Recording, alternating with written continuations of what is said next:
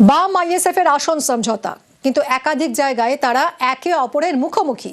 বামেদের ঘোষিত আসনে প্রার্থী দিয়ে দিয়েছে আইএসএফ। তৃণমূল ছেড়ে আইএসএফ এ যাওয়া আরাবুল ইসলামকে প্রার্থী করা নিয়েও আপত্তি বামেদের। গুরুত্ব দিতে নারাজ নওশাদ সিদ্দিকী। যাকে আমরা পরাস্ত করব তাকেই বগল দাবা করব, সেটা কোনো সুস্থ রাজনীতি হতে পারে না। গত 15 বছর ধরে যারা অফিস জ্বালিয়েছে, আইএসএফ কর্মীকে খুন করেছে, নির্বাচনের সময় রাতারাতি মাইগ্রেট করে এক দল থেকে আরেক দলে গিলে তাতে মানুষেরও লাভ হয় না, ভোটারদেরও লাভ হয় না, সেই দলেরও লাভ হয় না। জঞ্জাল কখনো একটা বিন থেকে আর একটা বিনে চলে গেলে সেটা শুদ্ধ হয়ে যায় না। তাহলে যারা এপাশ ওপাশ করে, এপাং ওপাং ঝাপাং করে, বামপন্থীরা সেটাকে এন্ডোর্স করে না। আইএসএফ এর পলিসি নিয়ে অন্য কোনো রাজনৈতিক দল ঠিক করতে পারে না। আইএসএফ এর নির্দিষ্ট দলের একটা পলিসি আছে, আমরা কোনো দলের লেজুর ভিত্তি হয়ে চলতে পারি না। আইএসএফ কাকে প্রার্থী করবে না করবে আইএসএফ এর রাজনৈতিক এটা ইন্টারনাল পলিসির মধ্যে পড়ছে। আমাদের পলিসি অন্য কেউ ঠিক করে দিতে পারে না।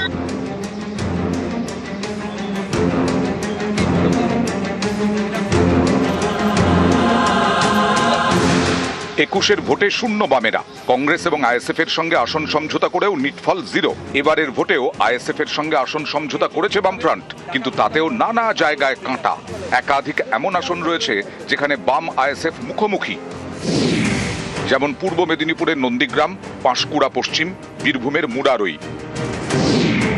উত্তর 24 পরগনার দেগঙ্গা, মধ্যমগ্রাম এবং বারাসাত, এই 3 বিধানসভা আসন ফরওয়ার্ড ব্লকের জন্য ছাড়া হয়। এর মধ্যে মধ্যমগ্রামে প্রার্থী ঘোষণা করে দিয়েছে আইএসএফ। উত্তরবঙ্গে আবার বামফ্রন্টেই জট।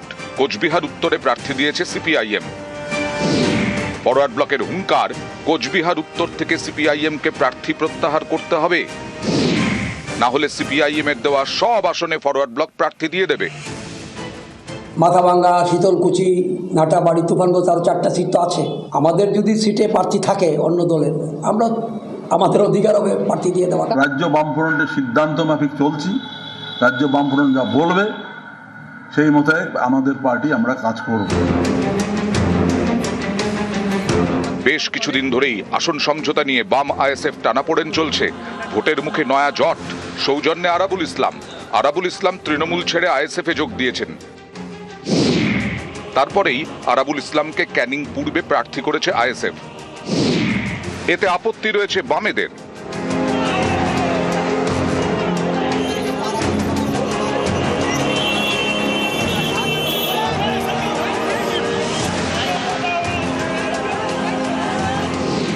বামফ্রন্ট চেয়ারম্যান বিমান বসু জানিয়ে দিয়েছেন, যার হাতে কমরেডদের রক্ত লেগে তার পাশে বামেরা নেই।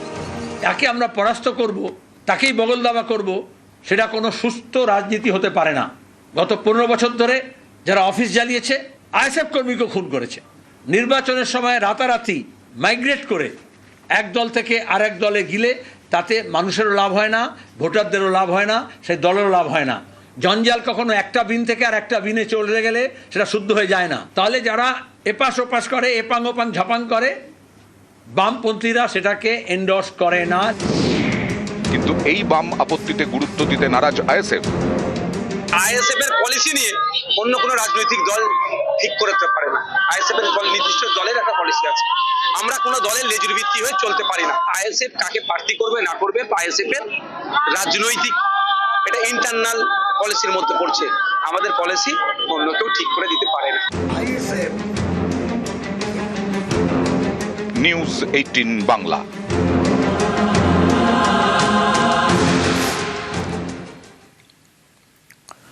ভোটের বাংলায় গরম ভাঙড়, কোমর বেঁধে প্রচারে তৃণমূল আইএসএফ। কিন্তু বিজেপির প্রার্থী কোথায়? জয়ন্ত গায়েনকে তো সেভাবে দেখাই যাচ্ছে না। কিন্তু কেন? এই নিয়ে জোর জল্পনা।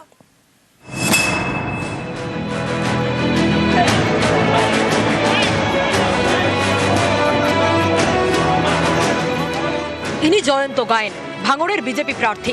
অন্য রাজনৈতিক দলের প্রার্থীরা জোর কদমে ভোটের প্রচারে, কিন্তু ভাঙড়ে সেভাবে দেখাই নেই বিজেপি প্রার্থীর।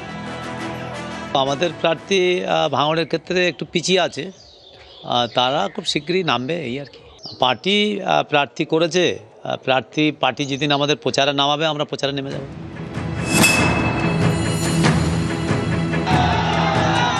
দক্ষিণ 24 পরগনার ভাঙড়। ভোট ঘোষণার আগে থেকেই গরম। সম্প্রতি বেশ কয়েকবার তৃণমূল আইএসএফ সংঘর্ষ হয়। এরই মধ্যে গত 15ই মার্চ পশ্চিমবঙ্গে ভোট ঘোষণা করে কমিশন। ভাঙড়ে শওকত মোল্লাকে প্রার্থী করে তৃণমূল। এরপর থেকেই তিনি কোমর বেঁধে প্রচারের ময়দানে। ভোটের ময়দানে আইএসএফ প্রার্থী নওশাদ সিদ্দিকীও। ভাঙড়ে জয়ন্ত গায়েনকে প্রার্থী করেছে বিজেপি। অন্য দলের প্রার্থীরা প্রচারে নামলেও বিজেপি প্রার্থীর দেখা নেই। কিন্তু কেন? খুবই ভালো লাগছে। আর যেহেতু আমার স্বামী প্রার্থী হয়েছেন, এলাকার মানে মানুষজন সবাই অনেক খুশি, আমরাও খুব খুশি। দাদাকে ভোট প্রচারে দেখা গেল না, কবে কি প্রচার শুরু করবে কিছু জানেন আপনি? খুব তাড়াতাড়ি শুরু করবেন এটুকুই শুনতে পাচ্ছি। এখন পর্যন্ত কোথাও প্রচারে যায়নি তো? শুনছি তো উনি যাচ্ছেন, অনেকের সঙ্গে কথা বলছেন, মিটিংয়ে বসছেন। ভাঙড় 1 নম্বর ব্লকের খড়ম্বার বাসিন্দা জয়ন্ত গায়েন এলাকারই একটি প্রাইমারি স্কুলের শিক্ষক। জয়ন্তর দিদি উমা মণ্ডল বেওতা পঞ্চায়েতের তৃণমূলের প্রধান।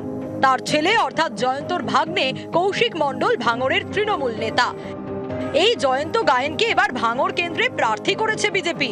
ভোট ঘোষণার এতদিন পরেও যাকে সেভাবে প্রচারে নামতেই দেখা যাচ্ছে না। আমাদের প্রার্থী ভাঙড়ের ক্ষেত্রে একটু পিছিয়ে আছে, তারা খুব শীঘ্রই নামবে এই আর কি। পার্টি প্রার্থী করেছে, পার্টি যেদিন আমাদের প্রচারে নামাবে আমরা প্রচারে নেমে যাব। বিজেপির প্রার্থী, তার বাড়ির উঠোনে আবার অভিষেক বন্দ্যোপাধ্যায়ের ছবি আঁকা গেঞ্জি। বাড়িতে বিজেপি প্রার্থী অথচ অভিষেক ব্যানার্জির গেঞ্জি ঝুলছে বাড়িতে। সেটা কোনো ব্যাপার না। যেহেতু বাচ্চার একটা ব্যাপার, অ্যাক্সিডেন্ট, তো সেহেতু সেখানে যেটা পেয়েছেন ওনারা সেটাই ওকে দিয়েছে পড়িয়ে, সেটা পড়ি। তো এটা হতে পারে হয়তোবা। আমি যতদূর শুনেছি ওনার ভাই নাকি তৃণমূলের বুথ সভাপতি। আমাদের প্রার্থী বিজেপির প্রার্থী এবং আগামী দিনে উনি লড়াই করবেন, উনি লড়াই দেবেন। ভাঙড় থেকে কল্যাণ মণ্ডল, নিউজ 18 বাংলা।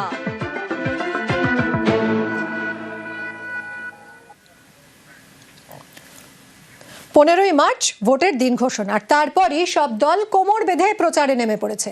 দফায় দফায় প্রকাশ করছে প্রার্থী তালিকা। কিন্তু কংগ্রেস এখনো একজন প্রার্থীর নামও ঘোষণা করে উঠতে পারল না।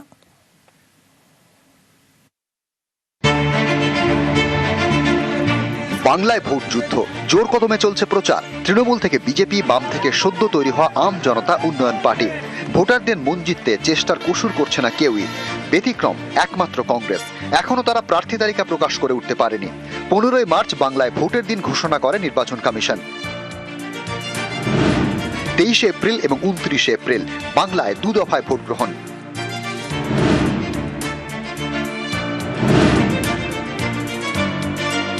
ভোটের দিন ঘোষণার পরের দিনই প্রথম দফায় প্রার্থী তালিকা প্রকাশ করে বিজেপি এবং বামেরা। তারপর তারা কোমর বেঁধে প্রচারে। 17ই মার্চ মানে ভোট ঘোষণা দুদিনের মাথায় 291 আসনের প্রার্থী ঘোষণা করে দেয় তৃণমূল। তারপর থেকেই তৃণমূলের প্রচারে ঝড়। নওশাদ সিদ্দিকীর আইএসএফ, হুমায়ুন কবিরের আম জনতা উন্নয়ন পার্টিও প্রার্থী তালিকা প্রকাশ করে দিয়েছে। সমস্ত দল ভোট প্রচারে ব্যস্ত, আর এ রাজ্যে কংগ্রেস তাদের প্রার্থী তালিকায় প্রকাশ করে উঠতে পারেনি। দিদি আর মোদি তাদের তাড়াহুড়ো থাকতে পারে, কংগ্রেস দলের কোনো মাথা ব্যথা নেই, তাড়াহুড়ো নেই। কংগ্রেস তালিকা প্রকাশ না করলেও অধীর চৌধুরী কয়েকদিন আগেই জানিয়ে দিয়েছেন তিনি এবার বহরমপুর থেকে লড়বেন। পার্টি বলছে ভোটে দাঁড়াতে, তাই আমাকে দাঁড়াতে হবে, কিন্তু পার্টির আমি সৈনিক একটা কি করবো। আর আমি তো বহরমপুরের এমপি ছিলাম, মানে বহরমপুরের বিধায়ক প্লাস না ব্যাপারটা। আমি তো বাইরের কেউ ছিলাম না, বহরমপুরেরই এমপি ছিলাম। হ্যাঁ, অস্বস্তি তো একটা লাগবে। এতদিন একটা হয়ে এমপি ভোট করেছি, হঠাৎ করে এমএলএ ভোট করতে হয়তো হতে পারে, কারণ আমার পার্টি সেরকম চাইছে। ফলে আমি পার্টি ম্যান, পার্টি যেখানে বলবে সেখানে আমাকে যেতে হবে। যদি সাধারণ মানুষ আমাকে চাই, আমি নিজেকে ভাগ্যবান বলে মনে করবো, কারণ এটা এত বড় স্বীকৃতি হয় না যে মানুষ চাইছে তাই কেউ দাঁড়াচ্ছে। এটা একটা, আমি মনে করি একটা রাজনৈতিক জীবনে এটা আমার কাছে একটা নোবেল পুরস্কার পাওয়ার মতন ব্যাপার। এরপরেই বহরমপুরের একাধিক জায়গায় শুরু হয়ে যায় অধীর চৌধুরীর নামে দেওয়াল লিখন। দিদি আর মোদি তাদের তাড়াহুড়ো থাকতে পারে, কংগ্রেস দলের কোনো মাথা ব্যথা নেই, তাড়াহুড়ো নেই। তার কারণ কংগ্রেস দলের নেতারা সারা বছর মানুষের সঙ্গে থাকে, সৎভাবে থাকে, তারা কোনো দুর্নীতির সঙ্গে যুক্ত থাকে না।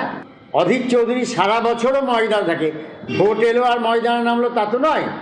অধীর চৌধুরীকে পাওয়া যাচ্ছে না এটা ব্যাপার না, অধীর চৌধুরীকেই পাওয়া যায় সারা বছর, শীত গ্রীষ্ম বর্ষা 365 দিন অধীর চৌধুরী ভরসা। মালদাতেও কংগ্রেস প্রার্থীর নাম ঘোষণার আগেই দেওয়াল লিখন শুরু। মালদার প্রাক্তন কংগ্রেস বিধায়ক ভূপেন্দ্রনাথ হালদার, তার নামে চলছে প্রচার। তো কর্মীদের আবেগ, কেউ হয়তো লিখেছে, কিন্তু আমরা আমাদের একটা জাতীয় কংগ্রেসের প্রার্থী পদ যেদিন যখন ঘোষণা হবে তখন থেকে সে প্রার্থী হবে। এখন যদি কোনো কর্মী আবেগবশত লিখে ফেলে, সেটা তো কর্মীর আবেগকে তো আমরা ভাবাবেগকে তো আঘাত করতে পারি না। তবে এটা ঠিক নয় যে যেহেতু প্রার্থী পদ যেদিন ঘোষণা করবে আমাদের এআইসিসি, সেদিন থেকে সে প্রার্থী হবে। উত্তর দিনাজপুরের চোপড়া, দিন কয়েক আগে তৃণমূল ছেড়ে কংগ্রেসের হাত ধরেছেন জাকির আবেদিন। সোমবার কংগ্রেসের চোপড়া ব্লক কমিটি ঘোষণা করে দেয় তিনি এবার প্রার্থী হচ্ছেন। সেই মতো শুরু হয়ে গিয়েছে প্রচার। আমরা জেনারেল মিটিংটাকে, আমাদের যেহেতু পার্টিগত অ্যানাউন্সমেন্টে দেরি হচ্ছে, আমরা যেহেতু প্রার্থী একজনের নাম পাঠাইছি লাস্টে সিদ্ধান্ত করে, সেক্ষেত্রে আমরা ব্লক কংগ্রেসের সম্পাদক মণ্ডলের পক্ষ থেকে প্রার্থী আমরা ঘোষণা করি। বিষয়টা জেলা সভাপতি জানে? হ্যাঁ, অবশ্যই জানে। আমি সবুজ সংকেত না পাইলে আমরা এইটা প্রার্থী ঘোষণা করতে পারি? আমার উপরে যে আস্থা ওনারা রেখেছেন না, আমি সেই দায়িত্বটা একবার অক্ষরে অক্ষরে পালন করার চেষ্টা করবো। দলে থাকবো, দলে লড়াই করবো এবং মানুষের আপদ বিপদে পাশে থাকবো সবসময়। নিউজ 18 বাংলা।